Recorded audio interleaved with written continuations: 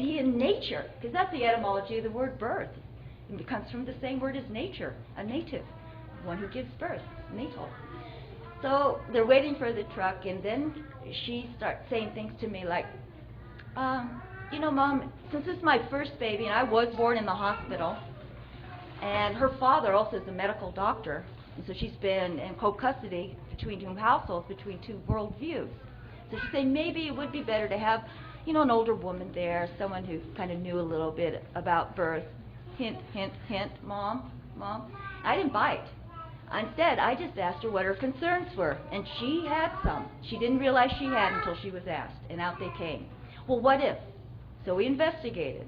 What if? We investigated, and this went on for days until we realized there's no end to fear. So let's just accept it. Okay, I'm a little afraid, perhaps, but I'm willing to accept that and to have that be an ally, because it's just real for me. This is who I am. She did have some fear until a dream. She had a dream a couple of days before she gave birth. She woke up that morning. She was radiant. She said, Mom, it started off a nightmare. I'm hanging from the edge of this cliff. And she's very pregnant, just about to give birth in her dream. And she said, I can't hold on, Mom, anymore. My fingers are starting. And then I fall. And as she's plummeting down, a hand issues out of a card and gently, like a tarot image, isn't it? But a hand comes out of a cloud and just catches her and gently brings her down to the earth and settles her down so she can give birth. And so she just woke up saying, well, I'm in God's hands. This birth will be perfect. And then she added, and by the way, it's going to be painless. And so I listen and I like to support it. I think that's a really wonderful goal and intention, yet we don't know. We don't know till we're there in it. So when she went into labor, we were doing a service project at the Joseph Reservation, or the Paiute Reservation. We were building eco-wise houses for our Native American sisters and brothers there. And my daughter was out there all day long stirring this clay straw mixture, just stirring and stirring and doing this round movement. It was like she was belly dancing most of the day, and she'd have to squat and carry things, and she just kept walking, and because she was in labor. What do you do in your labor? Labor means work. She just kept on trucking, do what she was called to do. Until at such point she said, oh, I really feel like, since it started to storm too, that I want to go back to your house, Mom, and just spend one night there. And that's where I kind of got the impression, oh good, this is going to be a free birth, I'm not even going to sit there. And sure enough, the next morning I have an impression, because we're on a reservation, there's no telephone. And my prompting is go and call my daughter and check in. So I called her. We go all the way to Cove Fort in Sevier County.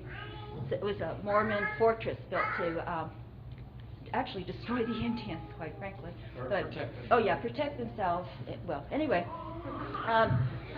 I get not my daughter immediately on the phone. Instead, it's a colleague of mine, No Cirque, a man who's working with me in the state of Utah to end genital mutilation, commonly called circumcision in our United States, and episiotomy in all forms where we cut and mutilate our flesh.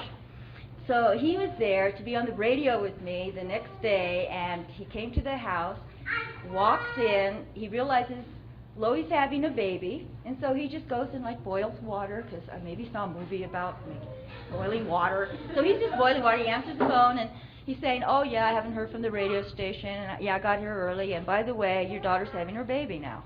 It was that casual. And he hands the phone over to Loie's partner, and I get to talk to Brian for a bit on the phone.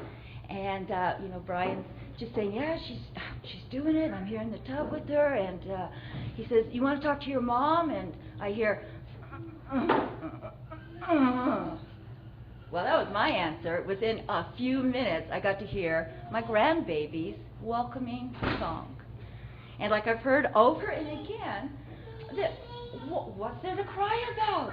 She's happy to be here. I could hear her cooing and giggling. And Loie said to me, I surprised her because she didn't really push. She said she kept waiting for it to hurt, and eventually it did, she said. But she got to one place where she felt it in her back so strong, she changed her position in the bathtub and gave one push, her baby comes out. First baby.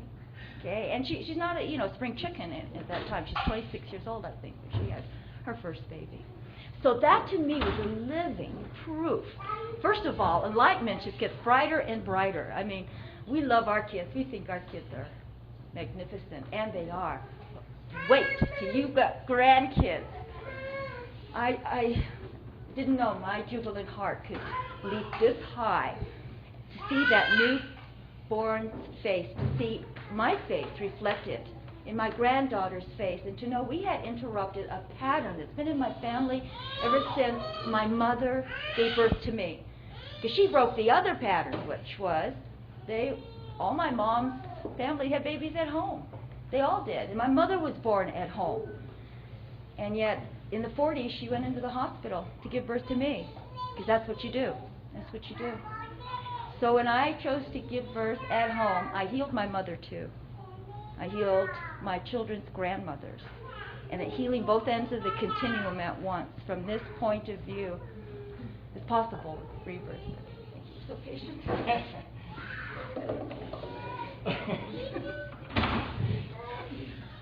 So, part of what I wanted to say to you, I don't know if this is, forgive me if it's a little disjointed, but I wanted to ask you, what did you want to do? What was the point of that? What was the point? Yeah. This is wonderful, because have you ever noticed this? I'm just talking to the women. Men, don't listen for a minute. Have you ever noticed, like, when you're talking with your partner, your mate, and you're just talking, and then he says, well, what's the point? The reason, I think, hold this for a second, is anatomical. What's the point? Get to the point. What's the point? Whereas, I don't have a point. All right? I don't even have a side. I'm round. I'm a woman. And what I do is I want to explore and see what comes out of my mouth next. That was great.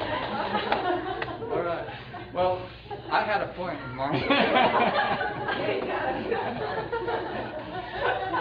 I was wanting to say also that this context of the mother-father, the husband-wife home birth is something that I hope that we all can appreciate the power of. But there's also other things that Jeannine and I have discovered together that I want us at least to mention tonight. And part of it is talking about the light. Some of the things that we've found extremely helpful for birth and for our families, and then maybe a little bit more about the shadows, meaning that not everything is always easy and perfect and wonderful in this birth. Well, as Laura said earlier, with affirmations or a suggested belief, we're using 2% of our brain. There's 98% that's saying, oh yeah, you're going to have a spontaneous birth. Like hell you are, 98% may be sane because it's unconscious. We don't know. That's what the definition is.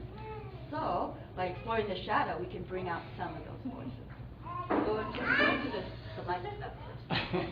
Well, some of the light is related to the conscious conception. Really starting off, realizing that you want to conceive a child, and that you're willing to receive a child if you're a fertile sexual partner, and you just save yourself a lot of problems and a lot of worry if you make that assumption, and you start with that loving